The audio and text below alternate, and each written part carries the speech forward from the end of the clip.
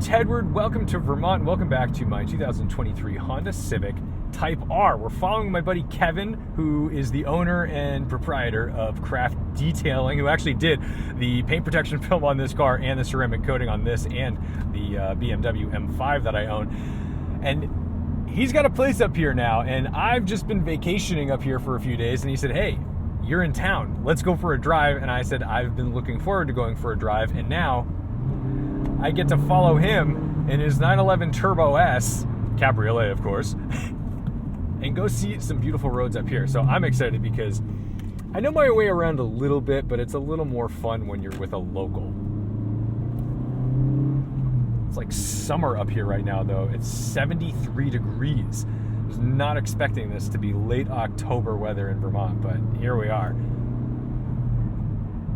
But one of the best things about being up here is the driving, because the roads in Vermont and New Hampshire are phenomenal. And unfortunately, unlike Southern California, where you're able to do Good Vibes Breakfast Club up at Angeles Crest, only an hour away from downtown Los Angeles, we don't have anything like that if you're sort of Boston adjacent. It's kind of a bummer, but it means that you've got to drive 3 or 4 hours out of your way to go find some beautiful scenic mountain roads that maybe have somewhat less traffic on them. Now, this is still peak foliage time. You can tell everything's beautiful. So a lot of people are out here just to go enjoy some hiking and stuff before it all turns to slush and snow.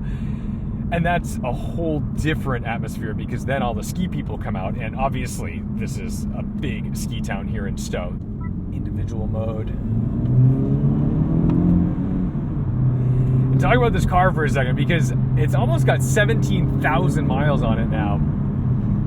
And I have loved pretty much every mile of driving this car. I think the only issue I've had in this car so far was the recall on the seat, where it was squeaking. And it's funny because it started squeaking like literally a week before the recall was announced, and then it immediately went in, got taken care of, and that was done. Now there's also a recall on the steering. There's like a worm gear that can sometimes get a little sticky, and I've heard people when I had the Civic Si talking about this. I've never experienced it, I've never felt it, but it seems that like at highway speeds especially, it's noticeable because the car just feels a little sticky on center.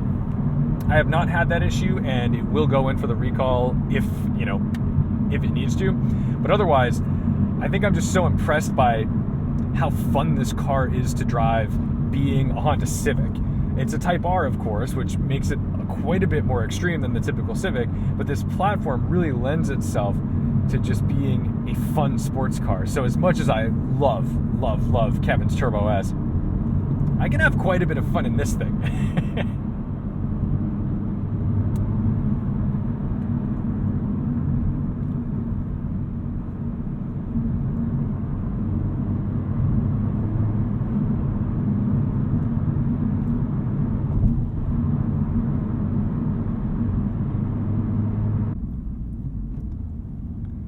This is like a Nürburgring chicane. Oh my goodness. That really does feel like the entrance of the Nürburgring. Still need to turn that noise off. Oleg. He must have cars for me to shoot.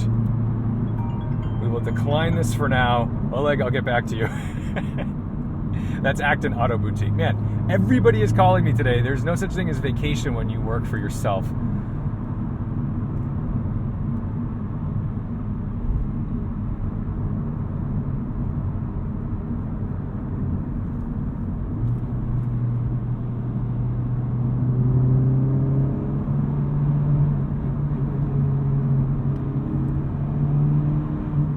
The thing about driving these roads up here is that there are a lot of hikers and cyclists and stuff, so you do need to be kind of aware, but there's always that level of reasonable speed that might be bending the rules a little bit, but isn't so egregious that you can't bail out of a situation. I love the torque of this car. See, here's a bunch of people, and like, here's the thing. The people on these roads are especially dangerous because they're leaf peepers. Like, they'll just walk across the road. Like, they'll stand in the middle of the road in front of a pretty tree just to take a picture in front of a pretty tree. Not knowing maybe that certain people really enjoy using these roads in other ways. not to say that we're in the right here, but if you're in California and you're like driving through the Malibu canyons, cyclists are fully aware that cars use these roads the way they do.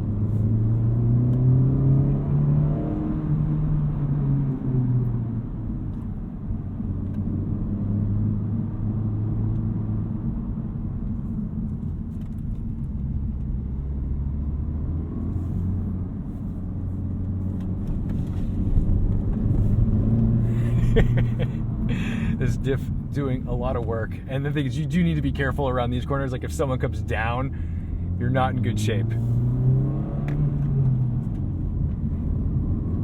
The distance between first and second gear has never felt greater. Going up that hill.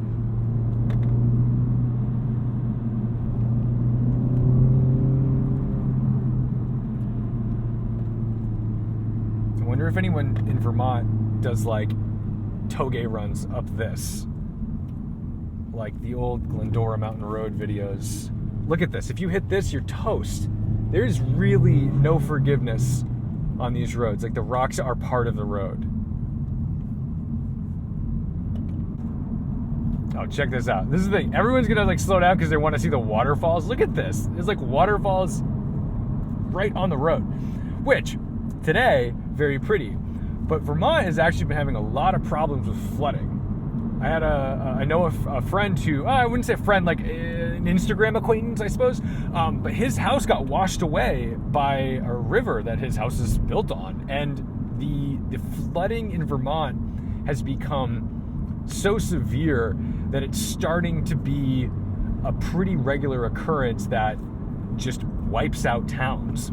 So that, we saw the hurricanes wipe out Western North Carolina, where I used to spend a lot of time because I used to work in a small town called Lenore, North Carolina. And when I would stay there, I would typically get a hotel up in Blowing Rock or Boone. And those towns are just like decimated by this stuff. But Vermont is starting to see some of the same stuff where, yeah, sure, it's not like on a beach that's getting eroded away like Nantucket, but there's so much water flow through here that it really takes its toll.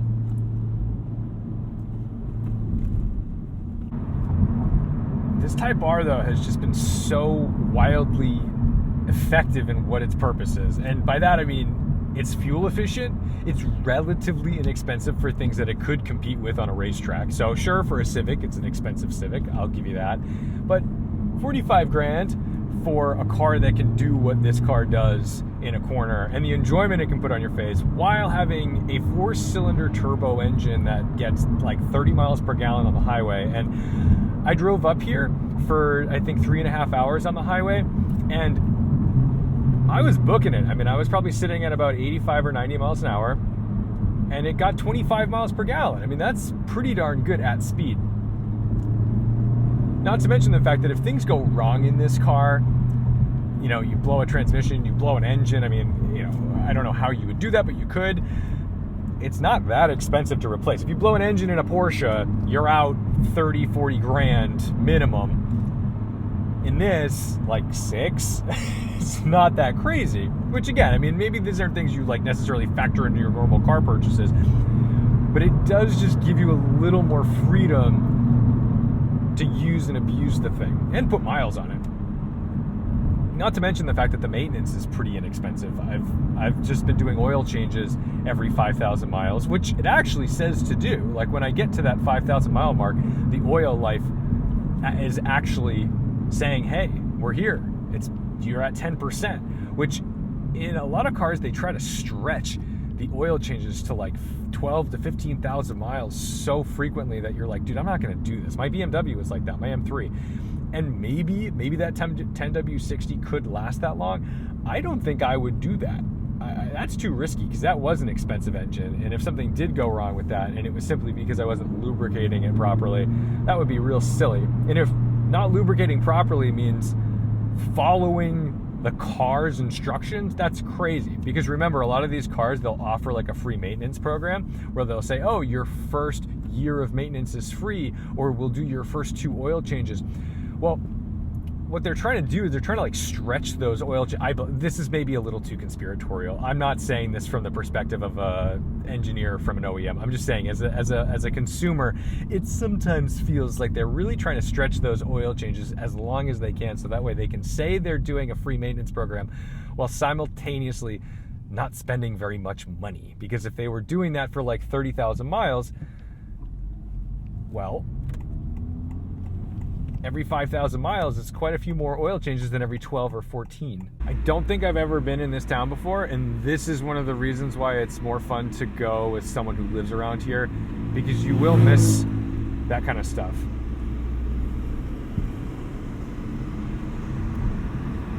Like a water tower with a mural on it, with an eagle and a horse and a covered bridge that you can drive through. All right, maybe not.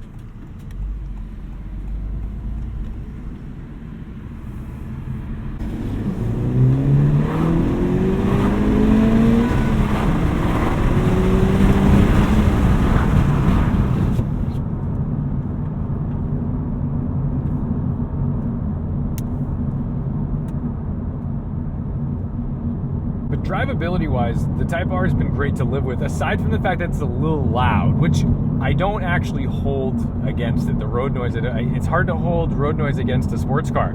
It's antithetical to what it is. I mean, you want to hear what's going on. You want to feel what's going on. And people pay big money to buy cars, Porsches, with less insulation. So for me to complain about that is to say, well, I bought the wrong car.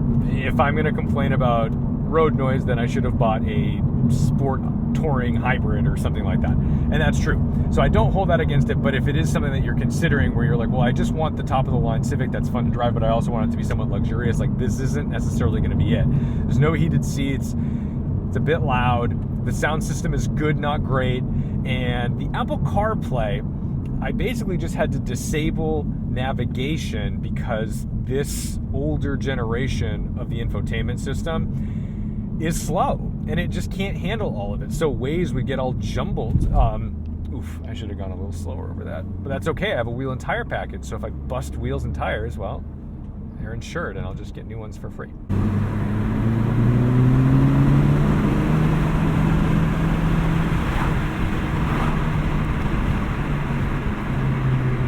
A pretty eager motorcycle behind me right now who I'm sure would love to make a slightly crazy pass, but you know, double yellows and oncoming, not a great combination. There's really no room for me to let him go. But anyway, some things about this car that I'm not so thrilled with after spending 17,000 miles on it. Overall the package is fantastic, so for me to complain, it's to nitpick, but one of the big things is this transmission. Not the shifter. I think this is a great shifter. It feels pretty good. But this transmission is not to be rushed. Meaning, if you've ever driven a Camaro or an old muscle car or even a GT3 where you can just slam gears pretty violently and it's forgiving, this is not. You cannot hit a hard 1-2 in this car very quickly. It does not like it.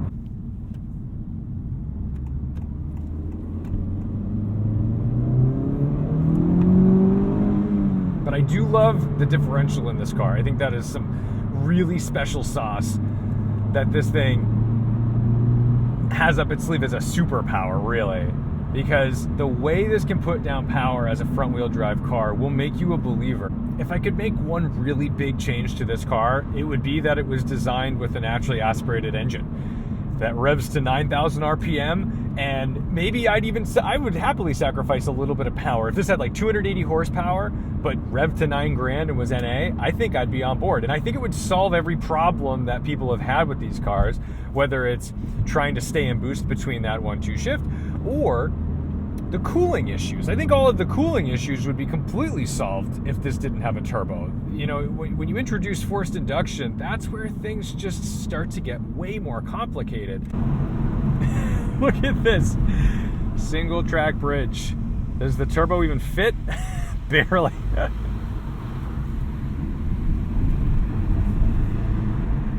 This is proper Vermont now.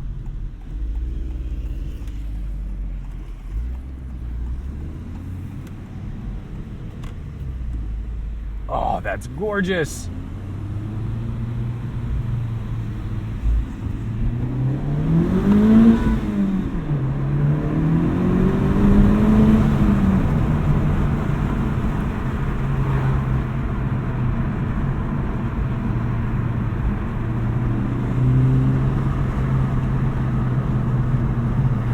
I do sort of love listening to it scramble for traction in first and second gear, though. That is a very charming aspect of this car.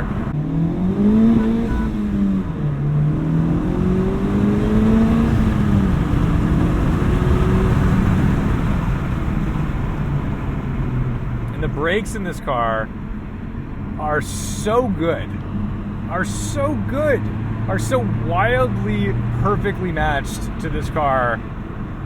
That's a rare thing.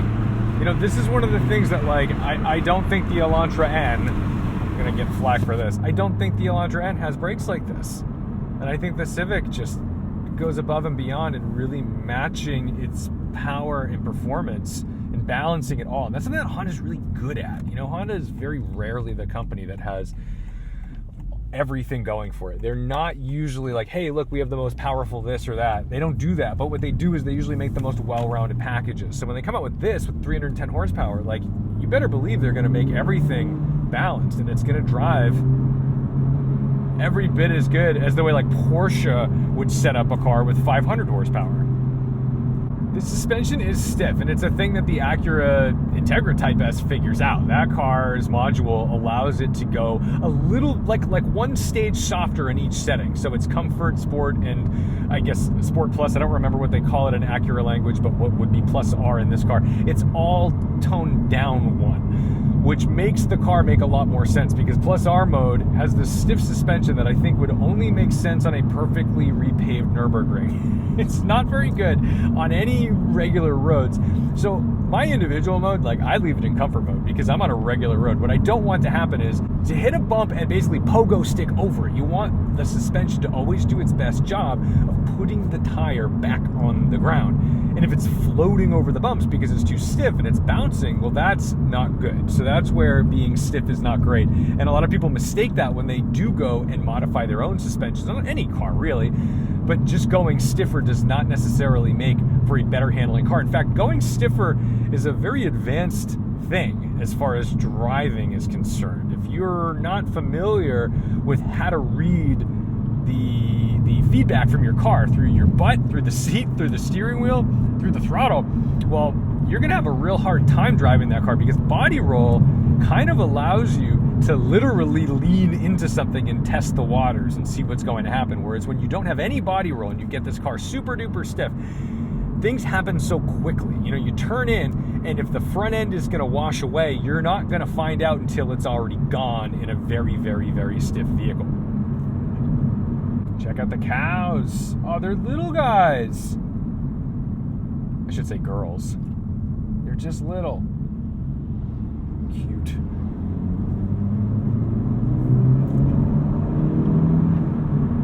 So it is proper leaf peeping season. We're gonna get stuck behind Winnebagos, and there's gonna be people, and we're gonna be respectful of those things, even if it gets a little bit frustrating. But I have still very much enjoyed this fall cruise with my buddy Kevin of Craft Detailing, who has done me some serious solids in the past and has made sure that this car is well protected. So if you have questions about the Type R that I didn't answer, feel free to ask in the comments, because I'll make more videos of this before it goes away for the winter, because I think I'm going to drive the Lexus in the winter and protect this thing.